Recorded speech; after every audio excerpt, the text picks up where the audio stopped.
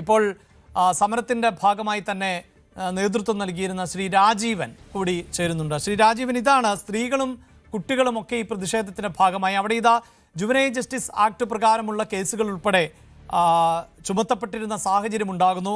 ആ കേസുകളൊന്നും തന്നെ പിൻവലിച്ചിട്ടില്ല എന്നാണ് ഇപ്പോൾ അറിയാൻ സാധിക്കുന്നത്. ശ്രീ രാജീവൻ, അതെ, ഒന്നും പിൻവലിച്ചിട്ടില്ല. മിനിഞ്ഞാന്ന് 18-ാം തീയതി അങ്കമാലി കോടതിയിൽ ഞാനും ചെയർമാൻ ബാബുരാജു ഉൾപ്പെടെയുള്ള പ്രതികൾ അവിടെ ഹാജരായിരുന്നു. വീണ്ടും അത് 31-ാം തീയതിയിലേക്ക് മാറ്റിവെച്ചിട്ടുണ്ട്.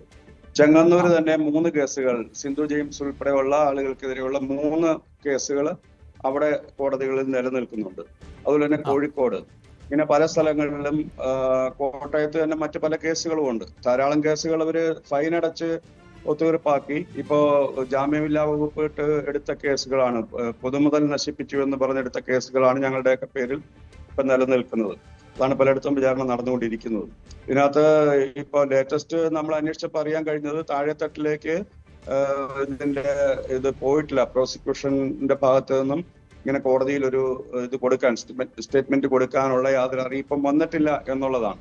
അതുകൊണ്ട് ഞങ്ങൾ സമരസമിതി വീണ്ടും ആഭ്യന്തരമന്ത്രിക്കും നിയമമന്ത്രിക്കും നിവേദനം കൊടുക്കാനായിട്ട് തീരുമാനിച്ചിട്ടുണ്ട്.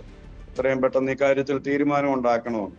എന്തായാലും ഈ പറഞ്ഞ പോലെ ധാരാളം സ്ത്രീകളും ജോലിക്ക് പോകുന്നവരുമായ ധാരാളം ആളുകൾ ഇതിനു വേണ്ടി ബുദ്ധിമുട്ടുന്നുണ്ട്. ഒരു ദിവസം കോടതിയിൽ പോകാന്ന് പറഞ്ഞു കഴിഞ്ഞാൽ രാവിലെ അവിടെ എത്തി വൈകുന്നേരം ഇത് ചിലപ്പോൾ രാവിലെ വിളിച്ചിട്ട് വീണ്ടും ഉച്ചയ്ക്ക് ശേഷത്തേക്ക് മാറ്റിവെക്കും. ഞങ്ങളുടെ അങ്ങനെ ആയിരുന്നു. അപ്പൊ അങ്ങനെ ഒരു പ്രശ്നമുണ്ട്. ഇപ്പൊ ഞങ്ങളെയൊക്കെ സംബന്ധിച്ചിടത്തോളം ഞങ്ങള് പൊതുപ്രവർത്തകരാണ്. ഞങ്ങൾ ഇത്തരത്തിലുള്ള സംഗതികൾ നേരിടാൻ, പക്ഷെ ഈ ഇരകളാക്കപ്പെട്ട ഇപ്പൊ റോസ്ലിൻ ഫിലിപ്പിനെ പോലെയുള്ള ആളുകൾ, സിന്ധു ജെയിംസ്, ഇതുപോലുള്ള ആളുകൾ, സ്ത്രീകൾ, അവരൊക്കെ അവരുടെ വീടുകളിൽ നിന്നാണ് തീർച്ചയായും അവരുടെ നിത്യജീവിതത്തെ ബാധിക്കുന്ന തരത്തിലേക്ക്, അവരുടെ തൊഴിലിനെ ബാധിക്കുന്ന, കുടുംബജീവിതത്തെയൊക്കെ ബാധിക്കുന്ന തരത്തിലാണല്ലോ ഈ കേസ് ഉള്ളത്.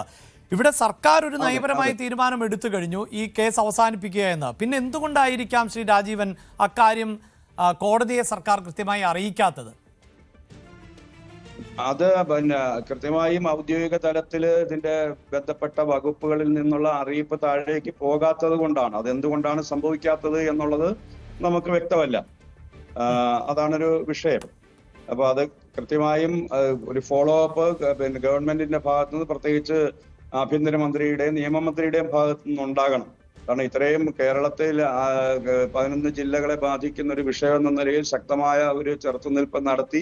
അതൊരു ദുരന്തമായിരുന്നു. യഥാർത്ഥത്തിൽ കേരളത്തിൽ അത് വരുമായിരുന്നെങ്കിൽ ഒരു ഭീകരമായ ദുരന്തമായി മാറുമായിരുന്നു. അങ്ങനെ കേരളത്തെ വലിയൊരു ദുരന്തത്തിൽ നിന്ന് രക്ഷിച്ച ഒരു സമരം എന്ന നിലയിൽ ഈ സർക്കാരിനെ അധികാരത്തിൽ കൊണ്ടുവരാൻ, അതുകൊണ്ടാണ് നിങ്ങൾ പ്രതിഷേധവുമായി ഇറങ്ങിയത്. പക്ഷേ ആദ്യ മന്ത്രിസഭാ യോഗത്തിൽ തീരുമാനിച്ച ഒന്നാണ് സമരക്കാർക്കെതിരായ കേസുകൾ പിൻവലിക്കുക എന്നത്. അപ്പോൾ മുഖ്യമന്ത്രി വാക്ക് പാലിക്കുന്നില്ല എന്നല്ലേ മനസ്സിലാക്കേണ്ടത്? ഇതിപ്പോൾ എത്രയോ ദിവസം പിന്നിട്ടിരിക്കുന്നു ശ്രീ രാജീവൻ.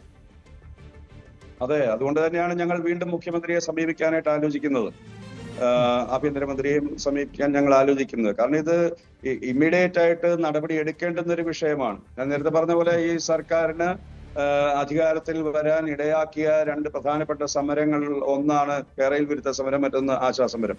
അപ്പൊ ആശാസമരത്തിൽ അവർക്ക് കൊടുത്ത വാഗ്ദാനങ്ങൾ നടപ്പിലാക്കിക്കൊണ്ടിരിക്കും. പക്ഷെ ഈ വിഷയത്തിൽ പിന്നെ പദ്ധതി നടപ്പിലാക്കില്ല എന്ന് പ്രഖ്യാപിച്ചെങ്കിലും ഈ കേസിന്റെ കാര്യത്തിൽ അത് പ്രധാനപ്പെട്ട ഒരു സംഗതിയാണ്.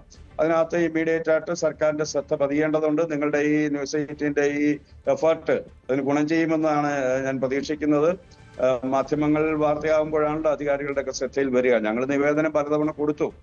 പക്ഷേ എങ്കിലും ഇതൊരു പൊതുജന വിഷയമായി മാറുന്നുവെന്ന് കാണുമ്പോൾ നടപടി ഉണ്ടാകുമെന്നാണ് പ്രതീക്ഷിക്കുന്നത്.